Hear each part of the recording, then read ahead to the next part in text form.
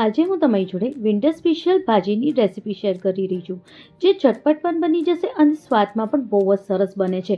એકવાર તમે આ ભાજી ખાઈ લીધી તો વારંવાર તમે ઘરે આ ભાજી જરૂરથી બનાવશો. નાના હશે કે ઘરના વડીલો હશે, બધાને આ ભાજી બહુ જ ગમવાની છે. આને તમે રોટલી, ભાખરી કે પરાઠા સાથે ખાઈ શકો છો. અને ક્યારેક બી કોઈ મહેમાન આવી ગયા હોય અને કંઈક ઇન્સ્ટન્ટ તમારે કંઈક રેસીપી બનાવવી હોય તો પણ તમે આ ઝટપટ આ રેસીપી બનાવી શકો છો. સવારની ઉતાવળમાં જ્યારે બી આપણે ટિફિન રેડી કરવાનું હોય તો એવું વિચારીએ કે એવું કયું સબ્જી આપણી ફટાફટ બને કે જે આપણે ટિફિનમાં આપી શકીએ. તો એકવાર આ સબ્જીની રેસીપી જરૂરથી ટ્રાય કરજો. એને બનાવવા માટે મેં અહીંયા એક જોડી જેટલી પાલક લીધી છે. પાલકની જે ઉપરનો દાળખાનો જે ભાગ છે એને આપણે પહેલાં કાપી લેવાનું છે. અને ફરી હવે આપણે પાલકને એકદમ ઝીણી સમારીશું, જેથી પાલકને કૂક થતાં બહુ વાર ના લાગે અને ઝટપટ આપણું શાક બનીને રેડી થઈ જાય. એના માટે આપણે એકદમ ઝીણી આપણે પાલકને સમારવાની છે. ખાસ કરીને ધ્યાન રાખવાનું, બહુ મોટા પીસીસ ના થવા જોઈએ પાલકના. આપણે એકદમ ઝીણું તમે જોઈ શકતા હશો કઈ રીતે મેં એને સમારી છે. બસ આવી જ રીતે સમારીને આપણે પાલકને રેડી કરી દેવાની. જ્યારે પાલક એકદમ સરસ ઝીણી સમારાઈ જાય પછી આપણે એને 4 થી 5 પાણીથી સરસ રીતે વોશ કરવાનું છે. કારણ કે માટીનો ભાગ એમાં બહુ જ હોય છે. અત્યારની જેટલી બી ભાજીઓ આવે એમાં માટીનો ભાગ બહુ હોય, એટલે આપણે 4 થી 5 પાણીથી ભાજીને સરસ રીતે વોશ કરીશું અને પછી જ આપણે એને યુઝમાં લઈશું. હવે એક નોનસ્ટિક કઢાઈમાં 1 ચમચી જેટલું જ આપણે તેલ ઉમેરીશું અને 3 ચમચી જેટલું મેં અહીંયા ચણાનો લોટ લીધો છે. ચણાનો લોટ આપણે તેલમાં સરસ રીતે શેકવાનો છે, એકદમ ધીમા તાપે, જેથી જે આપણે ચણાનો લોટનો જ્યારે ઉપયોગ શાકમાં કરીએ તો એનો ટેસ્ટ બહુ જ સરસ આવે. અને ચણાનો લોટ આપણે ત્યાં સુધી શેકવાનો છે જ્યાં સુધી એની અંદરથી ચણાનો લોટ શેકવાની સરસ સ્મેલ ના આવે. અને લગભગ 2 થી 3 મિનિટ માટે જ આપણે એને શેકવાનો છે. અને ખાસ કરીને આપણે એકદમ ધીમા તાપે શેકવાનું. જ્યારે લોટ શેકાઈ જાય પછી એને ઠંડુ કરવા માટે આપણે સાઈડમાં કાઢી લેવાનું, જેથી લોટ જ્યારે એકદમ સરસ ઠંડુ થાય પછી જ આપણે એને ઉપયોગમાં લેવાનો છે. હવે એક નોનસ્ટિક કઢાઈમાં આપણે 4 ચમચા જેટલું તેલ લેવાનું છે. તમે જોઈ શકતા હશો કે ચમચાનું માપ મેં શું લીધું છે, એ જ માપથી મેં 4 ચમચા જેટલું તેલ લીધું છે. હવે એમાં મેં અડધી વાટકી જેટલું લીલું લસણ લીધું છે. લીલું લસણ જે છે એ એકદમ ફ્રેશ જ લીધું છે અને એને પણ આપણે એકદમ ઝીણું સમારીને લઈશું. 2 લીલા મરચાંને એકદમ ઝીણું સમારીને એમાં ઉમેરીશું. હવે મેં અહીંયા 1 વાટકી જેટલી લીલી ડુંગળી લીધી છે. લીલી ડુંગળીને પણ આપણે એકદમ ઝીણી સમારી લેવાની છે અને પછી એમાં ઉમેરવાની છે.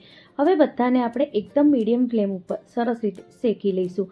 શાકને આપણે થોડીક વાર જ શેકવાનું છે, જેથી શાકનું જે કાચુંપણું છે એ નીકળી જાય. એટલે આપણે એને 2 થી 3 મિનિટ માટે શાકને સરસ રીતે આપણે શેકી લઈશું તેલમાં.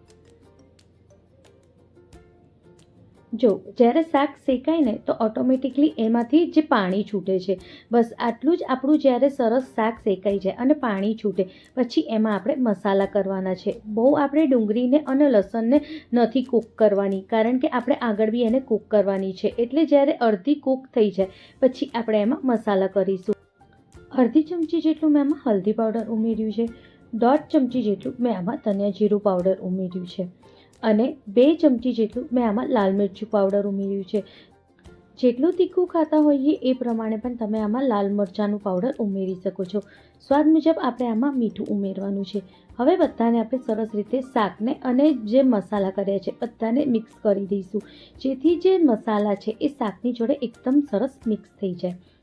જો અને આ ફેરી પણ આપણે જે ગેસની ફ્લેમ છે એ મીડિયમ જ હોવી જોઈએ. બસ જો જ્યારે આપણે મિક્સ કરીએ ને તો આવી રીતે તેલ છૂટવા લાગે. બસ હવે એને 2 મિનિટ માટે જ આપણે એને કૂક કરવાનું છે. 2 મિનિટ થઈ જાય એટલે જે આપણે પાલક ધોઈને સરસ રીતે સાઈડમાં મૂકી હતી એને સરસ નિતારી લેવાની અને નિતારીને પછી આપણે પાલકને બધાને આની ઉપર ઉમેરી દેવાની છે. અત્યારે આપણે પાલકને અને જે મસાલા કર્યા છે એને મિક્સ નથી કરવાના. અત્યારે ખાલી આપણે પાલક આવી રીતે ઉપર ઉમેરવાની જ છે, બસ આવી જ રીતે. અને હવે આપણે ગેસની ફ્લેમ એકદમ ધીમી કરી દઈશું અને પાલકને ઢાંકી દઈશું અને 10 મિનિટ માટે આપણે એને એકદમ ધીમા તાપે સરસ રીતે કૂક થવા દઈશું. 10 મિનિટમાં જ આપણું શાક એકદમ સરસ કૂક થઈને રેડી થઈ જશે. જો કેટલી સરસ પાલક કૂક પણ થઈ ગઈ છે અને મસાલા પણ સરસ રીતે કૂક થઈ ગયા છે અને બધી ભાજી જે આપણે ઉમેરી હતી એ પણ સરસ રીતે કૂક થઈ ગઈ છે. હવે બધાને સરસ રીતે આપણે મિક્સ કરી દેવાનું છે, કંઈક આવી રીતે. બસ આવી જ રીતે એને બરોબર મિક્સ કરવાનું, જેથી મસાલા અને ભાજી બહુ સરસ રીતે મિક્સ થઈ શકે. જ્યારે આપણે પાલકને સરસ રીતે મિક્સ કરી દઈએ, હવે આપણે આમાં ચણાનો લોટ ઉમેરીશું, જે આપણે શેકીને મૂક્યો હતો એ. ત્યાં સુધી આપણો ચણાનો લોટ પણ એકદમ સરસ ઠંડો થઈ ગયો હશે. હવે એ 3 ચમચી જે આપણે ચણાનો લોટ શેક્યો હતો એને કંઈક આવી રીતે આપણે પાલકની ઉપર ભભરાઈ દઈશું.